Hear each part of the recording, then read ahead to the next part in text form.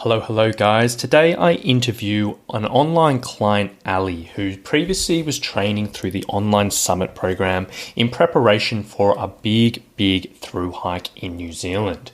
And in this episode, she shares some insights around her preparation and her training leading into this adventure, her experiences when she was actually on the trail, and how she enjoyed this massive adventure in New Zealand, and also what led her to step off the trail a little bit earlier than expected and the reasons why she did that. So this is a really valuable episode for anyone who may be considering a thru hike in the future or a bigger, longer adventure, and who might want a little bit of insight into what actually goes into the preparation and how to cope with things when you're actually on the trail. So I really hope you'll enjoy this episode. Let's get into it. All right, welcome, Ali. Thank you for coming on the show. Very excited to have you here. Thank you, Rowan. It seems unreal, actually, to be talking to you because I've listened to so many of your podcasts and people that you've interviewed. So it's, it seems a little bit surreal, but I'm really happy to be here to have a chat with you. Awesome. Well, just wait till you hear this back on the podcast. That'll be the surreal thing. Awesome. Well, to get things rolling then, do you want to just give us a little bit of a rundown for the listeners? Who you are, where are you from, what do you do, and what is your background in the world of hiking? Sure. So, yes, I'm Ali. I live in Wellington in New Zealand, where I've lived pretty much all of my 55 years of my life, barring a year that we had my husband and I up in Auckland. I love Wellington. We certainly don't live here for the weather, but it has some incredible other aspects to it that we love. And it's a really nice little compact city. It's got a really cool vibe about it, and there's plenty of outdoor things right on our doorstep, which is really great. So in Wellington, when I'm not training and hiking, I work in video production. I'm a production manager. I've done television and film stuff all my life, and of course Wellington is a great place to continue that. So I feel very lucky that I have that opportunity to do work that I love doing. In terms of hiking, it really wasn't something that I grew up doing with our family. I came from a musical family, certainly not an outdoors family. So it really wasn't until, I don't know, maybe the last sort of 10 years really that I've kind of got into hiking. In New Zealand, we call it tramping, but I'll call it hiking because I've kind of got used to referring to it as that now. And in, I suppose, what was the catalyst really to getting started was in New Zealand, in our national parks, we have what our Department of Conservation term is a series of great walks. So these are kind of like the star-studded lineup of all of the, fantastic hiking trails throughout New Zealand, and they're all situated in various national parks across the two islands of the country. So my husband and I decided that, about sort of probably 10 years ago, let's walk all of the great walks. We didn't sort of set any time frame on it. It was more about let's just do it while we can do it. So far we've managed to walk 5 of the 9. Is actually now 10 because they've added a new trail down in the South Island called the Araroa Pike 29 track, which is a sort of goes past a tribute to the miners that were killed in the Pike 29 disaster a couple of years ago. So they've developed a trail around that area as well. So as I say, we've completed 5 of them. We had planned to walk the Milford and the Kepler tracks earlier last year, but first of all, there was a storm that took out part of the Milford track, which is down in Fiordland. And then, of course, COVID happened, so that put bait to both of those tracks, really. So they'll wait, and we'll get back there and finish those at some other time.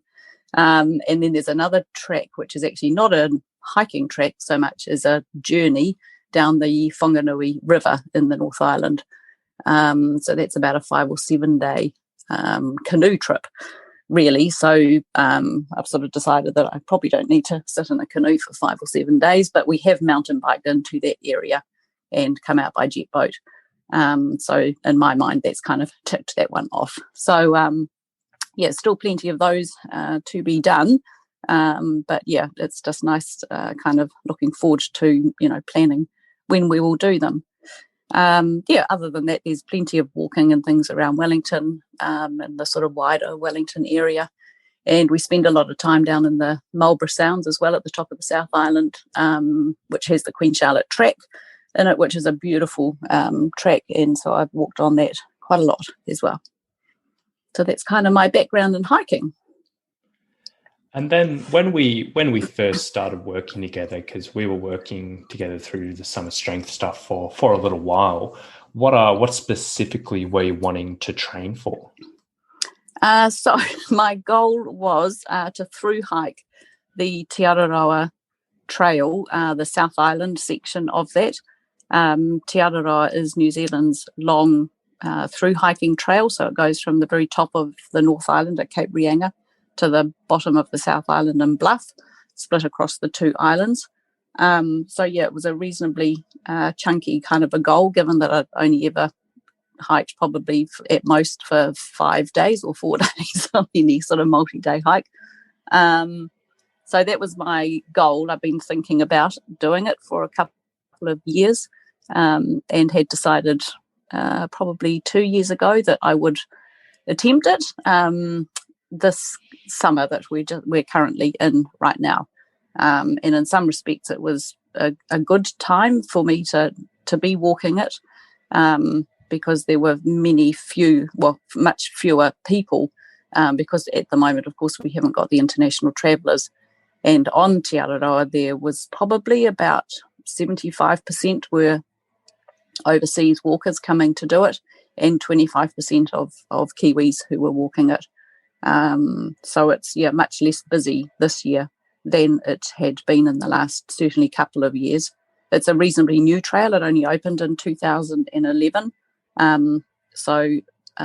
Compared to other trails around the world, those big long through hikes, it's relatively young still, and still parts of the trail are still being developed. That was my goal, was to walk the South Island. So that's 1,300 kilometres of a through hike. Yeah, so just a little goal. Yeah, a mad goal actually, but a great goal. And then tell us a little bit about the training that you did, through Summit Strength and through the online summer program. Like what did your program actually look like that you're working through? So I think when I first approached you, Rowan, when was it? Middle of last year, really. So I was about 6 months out from starting the trail. And after we'd had our sort of initial chat, and with my work program and things, I could dedicate, I think it was about 5 sessions per week, I thought. So the program that you put together for me focused on 2 strength sessions and 3 sort of cardio or conditioning sessions per week. And then the other 2 days were really just sort of rest and recovery days. So, and I pretty much managed to stick to that program of the 5 sessions a week. I think working from home, as I was doing a lot of last year, certainly made that a lot easier because I had the equipment here for strength. I didn't have commuting time into the city for work and things. So I was able to utilise that time that I might have otherwise been commuting to put towards the training. I was also, I wasn't a gym member, and also with other, the COVID restrictions or uncertainty, I wanted a program that really was home-based. So that was what we talked about and what equipment I had, and then you went about and structured the program around all of that. And then in amongst all that, was there anything different in there which you hadn't really done before or maybe not have first considered for your training? There were lots of things that I'd never done before. I had been doing Pilates pretty regularly for the last sort of 3 years. So I felt like I had a reasonable handle on sort of body awareness in terms of posture and what muscles I needed to think about when doing some of the exercises. But I'd certainly never done any kind of strength training as such, nor any sort of trail-specific training. I mean, even when we had been training towards doing, some of these great walks, I would go out walking with probably a day pack on with maybe some water and things, but really no even loaded pack walking.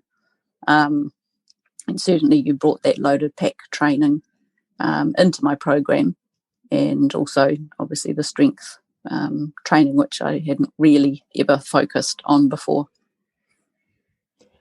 And throughout the process, we were training for, quite a while, as you said.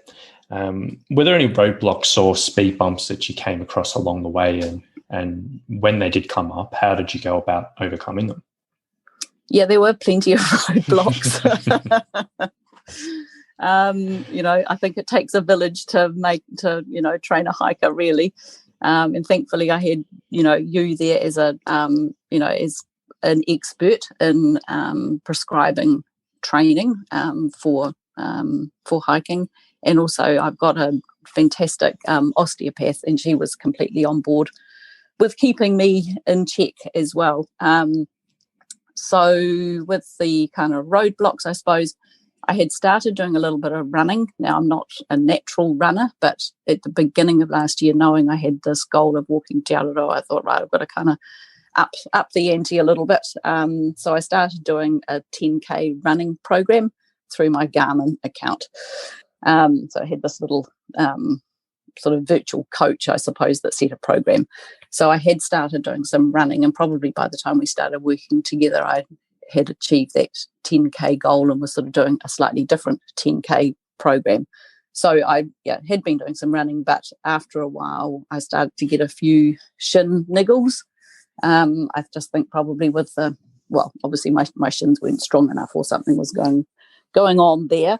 So there was that. So I know when we talked about it at the time, you modified things. We stopped the running for a wee while, did much less lower impact exercises instead for that cardio, which was great. I got on my bike, so it was nice that I had a bike option as well, and just let all of that kind of rest and settle. And then at the end of the day, I think we decided that running wasn't going to be the thing for me from then on. So then I went on to sort of longer hikes on the weekend and stuck with the bike as well. I had a very tight left hamstring when we first started working together, so that needed a lot of work to get it mobilized, strengthened and stretched as well. And now I can't believe the difference in that hamstring. Actually, I can do all sorts of, my mobility with it is the same as my right side. And now when I'm hiking, I used to be, if after an hour I'd have to be stopping and stretching and things, and now I can walk 4 hours no problem and not even think about it. So it needed work, but it certainly improved. What else was there? About 6 weeks out from Christmas, which was when I was starting the thru-hike, I had a rather alarming quad muscle strain, which not only when it happened did I feel it, but I heard it as well. And I thought at the time, that's my hike over. But actually it was okay. And again, once we talked about it, we just modified a few things. I saw the osteopath as well, and I just had to avoid doing any squats or lunges, but it actually didn't stop me from doing walking. So that was good. And it repaired itself, and it feels fine now. And actually yesterday, Rowan, I did that set of lunges again. And it was a bit like a little monster that I had to, deal with. So those are the first lunges I've actually done since that happened. So I got through all that, no problem at all. Nice. That's great to hear, because I know exactly how difficult that is, doing something again after it's been aggravated on an exercise. So well done. I'm happy to hear that. All right. So let's talk about the trail though. Let's talk about when you stepped on. So you did all your prep, you did all your organizing, you got your food together, you did all your planning, did your training, you stepped out on the trail. Talk us through how did it go? Oh, it was incredible. I'm not finished it yet. I've decided that I'm going to now sort of section hike it rather than through hike it, but we can come back to that. Well, the first day I had thunder and lightning and torrential rain, so that was a great start. But it was, it has just been the most incredible couple of weeks of an amazing experience, really. So far I've completed 250 kilometres of the 1,300. I changed plans due to weather, due to how I was feeling on a particular day. I learned a very good lesson about hydration. So there was a particularly tough section of the trail through the Richmond Ranges, which is about 7 or 8 days up on an alpine, or sort of through alpine passes over a main range. And a couple of days before that, I just had not been drinking enough. The climate down in that sort of upper South Island is vastly different to Wellington's climate, i.e. a lot hotter. And I just hadn't appreciated how much that had affected me. So I was feeling pretty rubbish by the time it was time to start that section. And there was an opportunity at that point to actually leave the trail. And once we'd committed to going into that next alpine section, there was no out point other than backtracking or carrying on. So I just, at that particular time, didn't feel like I was in the best position or best shape, really, to take that on, because it's got some serious elevation and things in it. So changed plans there and left the trail for a couple of days, and then I rejoined further down. So, I mean, that section will always be there, and it's something I do want to get back and do, but it will just be another time. And then there was another section as well through the Nelson Lakes area, which was absolutely incredible. And both that Richmond Range and the Nelson Lakes area are reputed to be the two of the toughest sections of the whole trail.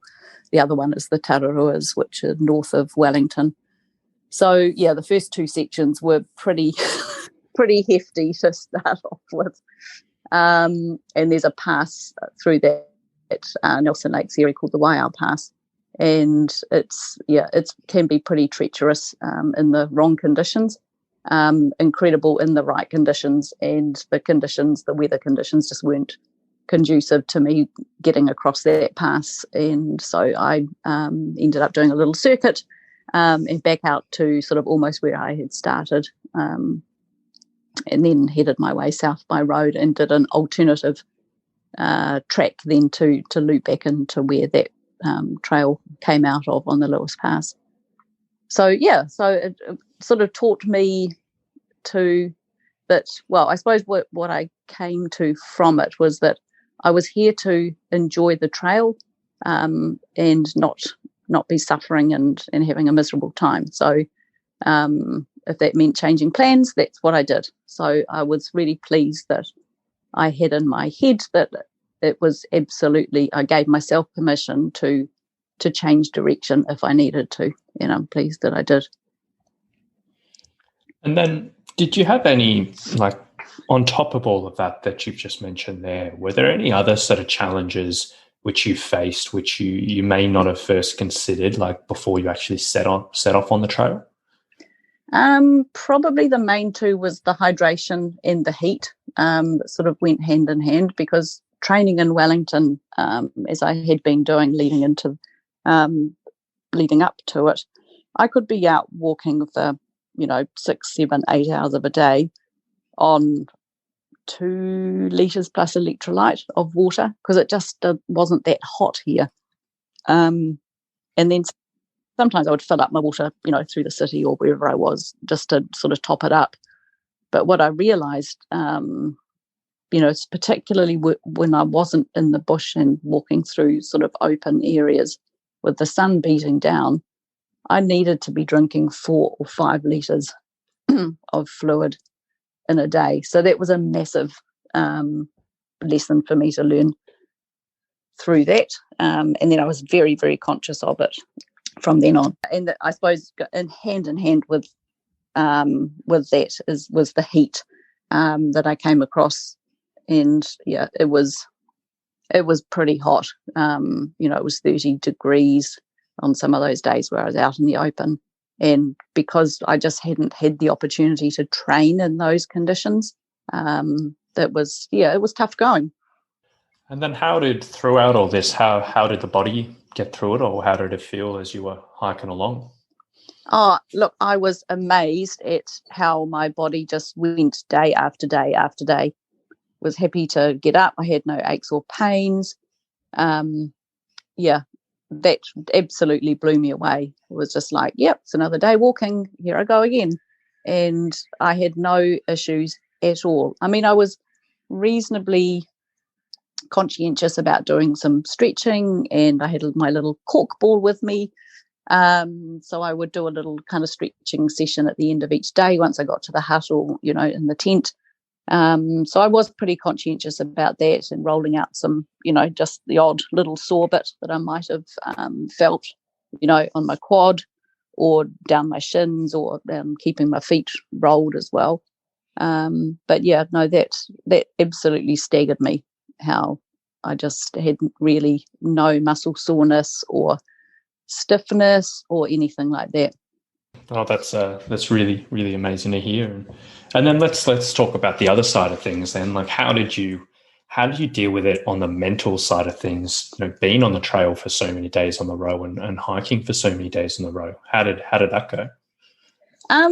That aspect of it was fine. I mean, at most, probably in the end, while there were sections that potentially could have been up to 9 days long before I, saw civilization or was able to resupply again. The most I did was actually 6 days in a row. So I felt like, 5 or 6 days and then having a rest day or two was good. So mentally, that really wasn't a thing for me to sort of think, oh God, I've got another day of walking ahead. It was like every day was different. And it was just, kind of exciting, and things to think about, what I was going to see that day and who I might meet. You said you did about, I think you said about 250, 260 kilometers. Then you sort of decided to come off the trail and potentially do it as a section hike further down the line. Mm-hmm. What sort of made you come to that decision to step off the trail in the end? Probably the main thing was that the landscapes that I was going through and the people that I met along the way was just mind-blowing. And to be on your own experiencing that, I felt it was almost a bit kind of overwhelming. I know it might sound ridiculous, but I just wanted to have someone to share it with, really. I never really thought that I'm absolutely happy walking on my own. That wasn't a problem for me at all. It wasn't sort of a fear of being on my own. So it was really just that I wanted to share the whole experience with somebody who was kind of special, to me, be it a friend or my husband or, a colleague or whoever that might be, my children even. And I think with the thru-hike, I've got plenty of friends who love hiking and were like, oh, we'll come and join you for a section. But because I really had no schedule or timetable, it was too difficult for people to, to say, yes, I can come and join you on X date, because I really didn't know where I was going to be or when I was going to be at that particular point. So I just felt like, wow, I've got to, share this with someone else. And when I first thought about walking the Te Araroa trail, Richard, my husband, he loves tramping as well, but he had no desire to walk the whole thing. He's a finisher. He likes to do something and finish it quickly. Not these kind of lingering things. But what he really did want to do was to support me on the trail, sort of be my support crew, if you like. So I'd set off into an area, and then he would drive a car or a vehicle and sort of meet me at the other end and have my resupply and all of that sort of thing. But at this time, his work commitments are such that he just can't take that sort of length of time off, because it was really sort of 2 to 3 months. And I felt like I wanted to do the trail while I was physically able to. I didn't want to wait, another 5 years until we weren't working quite so much, because, I wasn't sure whether in 5 years' time I would actually be able to do it. So I thought, okay, well, I'm going to do it now. And he was fully supportive of that. So then, as I went on, I just thought, God, I've got to, Rich needs to see this, photos just don't do it. And it wasn't just the landscape either. It was the people that I met along the way that was just, it was just so great. So that was probably the primary reason. And so what we have now done is Richard was actually going to come down and join me for a section further down the South Island. So we've booked to do that now from the 13th of February. So that is from Lake Ohau down in the sort of northern Otago area down through to Wanaka. So that stretch will take us about 6 or 7 days. And then from Wanaka, which is where my daughter lives, through to Arrowtown and Queenstown is a track called the Motor Tapu. So she's going to walk that section with me. So by the end of February, I would have knocked off another probably 200 Ks of the trail, which will be great. And then we're going to do another section sort of in the Canterbury area sometime through March leading into Easter weekend. So they will be, I've got a big map up on the wall here now, so I'll be able to colour in another few squiggles nice. by then. And so, I'm really looking forward to, sharing those sections and walking those sections with family. And then I'll have to twist a few arms for friends to come along and do some of the other bits. But that's the really nice thing, is looking forward to that now and planning that out. Yeah, absolutely. And I know, we talked about this the other day, and I know sort of exactly what you're talking about there. And I used to have on one of my old travel diaries, I have the quote written on the front page is, "Magic is only real when it's shared." And that was a quote from one of my favorite movies, Into the Wild. But I know exactly what you mean there. And it is, there's a certain beauty to doing these things by yourself, but it's also, when you can share it with someone and you can take in these types of things and really, bounce off each other and that, it's a whole different story. So I think a lot of people will know exactly what you're saying there, who's listening to this.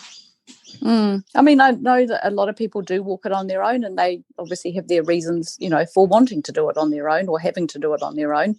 But for me, as I said, it wasn't something that I thought was going to impact how I walked the trail. But it became pretty obvious or evident, after those first, couple of 100 kilometres.